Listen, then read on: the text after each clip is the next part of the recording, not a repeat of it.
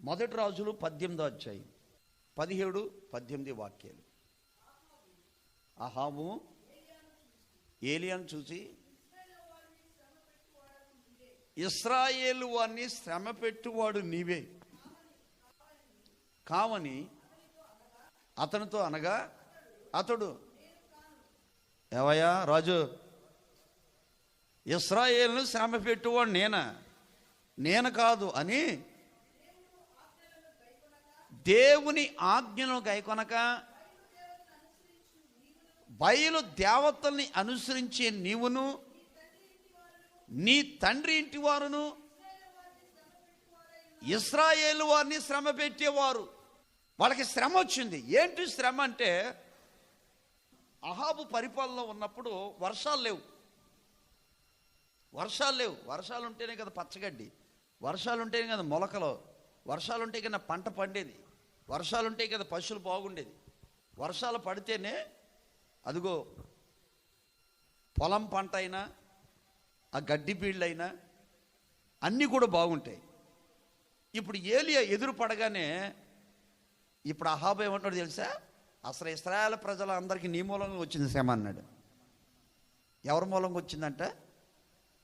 అహాబు ఏమంటున్నాడంటే, పాస్టర్ గారిని పట్టుకుని, నీ మూలంగానే ఇశ్రాయేల్ ప్రజలకే శ్రమలు వచ్చింది అంటే, ఆయన అంటే నోరు మూసుకాయ స్వామి, ఇంకా నువ్వు మూర్ఖంగా మాట్లాడుతున్నావు, దుర్మార్గంగా మాట్లాడుతున్నావు. అసలు నా మూలంగా వచ్చిందా? నా మూలంగా ఎందుకు వచ్చింది? రాలా.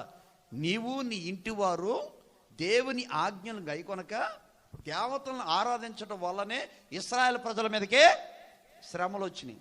అంటే ఇందులో నేను చెప్పేది ఏంటంటే, కొన్ని పర్యాయాలు ఇంట్లో కూడా ఇట్లా ఉంటాయి, నీ మూలంగా వచ్చింది శ్రమ అంటే ఎవరో ఒకరి మీద నెట్టేస్తారు. అది అర్థమవుతుందా? ఎవరో ఒకరి మీద తోసేస్తారనమాట. అంటే శ్రమ వచ్చినప్పుడు ఏం చేస్తారంటే, కొంతమంది అదిగో నీ మూలంగా వచ్చింది, అదిగో నీ మూలంగా వచ్చింది, అదిగో నీ మూలంగా వచ్చింది, అదిగో నీ మూలంగా వచ్చింది. చూడండి, వాడలో ఉన్నప్పుడు ఏంటంటే ఇంకా మొత్తం అన్నీ బయటేశారు. నూనె డబ్బాలు, కందిపప్పు డబ్బాలు, గోధుమ అన్నీ బయటేశారు. అరే ఎవరి మూలంగా వచ్చిందిరా, ఎవరి మూలంగా వచ్చిందా, ఎవరి మూలంగా వచ్చిందా, ఎవరి మూలంగా వచ్చిందా అంటే, ఏమండి కింద ఒక ఆయన ఉన్నాడు, కింద ఒక ఆయన ప్రశాంతంగా గుర్రక పెట్టుకుని నిద్రపోతుంటే, ఏమండి అడుగు భాగంలో ఉన్న గుర్రక పైకిన పడిందండి. కిందకి వెళ్ళి, ఏమయ్యా బాగా తిన్నట్టున్నా, బాగా నిద్రపోతున్నట్టున్నావు, లేగో నువ్వెవడవు నువ్వు అనంటే, ఈయనంటాడు మళ్ళా పెద్ద, నేను యెహోవా యందు భయభక్తులు కలిగిన వాడిని. చెప్పండి, యెహోవా యందు నేను నా మూలంగా నేను యెహోవా యందు భయభక్తులు కలిగిన వాడిని. మరి ఏంటి బాబు, ఇన్ని సంవత్సరాల నుంచి ఈ సముద్రంలో ఈ ఓడలో ప్రయాణం చేస్తుంటే ఏ ఒక్క రోజున కూడా అసలు ఒక గింజ మేము అలాగా ఒక నూనె డబ్బా బయటికి వెళ్ళేది మేము. ఈ రోజున మా ప్రాణాలు కాపాడుకోవడానికి మొత్తం సరుకులన్నీ బయటేస్తున్నా కానీ ఆ మాయిదారు తుఫానా ఆగట్లేదు. ఈ ఓడ ఊగిచ్చలాడుతూ ఉంది. అప్పుడు ఈయన, నా వల్ల మీకు శ్రమ వచ్చింది. ఎవరి వల్ల వచ్చింది చెప్పండి? యోనా గారు అప్పుడు ఒప్పుకుంటారు. మీరు కందిపప్పు డబ్బాలే పడేసినా, నూనె డబ్బాలే పడేసినా, మొత్తం ఇంట్లో ఉన్న సామాన్లన్నీ బయటికి ఇసిరేసినా ఈ వాడ ఆగదు, ముందు నన్నేయండి అన్నాడు ఆయన. ఏమండి ఎప్పుడైతే ఆయన ఎత్తి బయట వేసారో చెప్పండి, అంటే యోనా చూడండి ఒప్పుకుంటున్నాడు. ఏమని? నన్ను బట్టే ఈ శ్రమ వచ్చింది. అహాబు ఒప్పుకోవట్లేదు. శ్రమ వచ్చినప్పుడు తోసేస్తున్నాడు వాళ్ళ మీదకి. ఎవరి మీదకి? చూడండి, ఎప్పుడైనా సరే కొన్నిసార్లు ఈ కుటుంబంలో శ్రమలు వచ్చినప్పుడు ఏం చేస్తారంటే, ముందు వీళ్ళు తప్పించుకోవడానికి నీ వల్ల ఇంక వచ్చింది. నేను అన్నాను, అసలు నీ నోటి మాట బట్టి వచ్చింది, నీ ప్రవర్తన బట్టి వచ్చింది, నీ చేసిన తినే.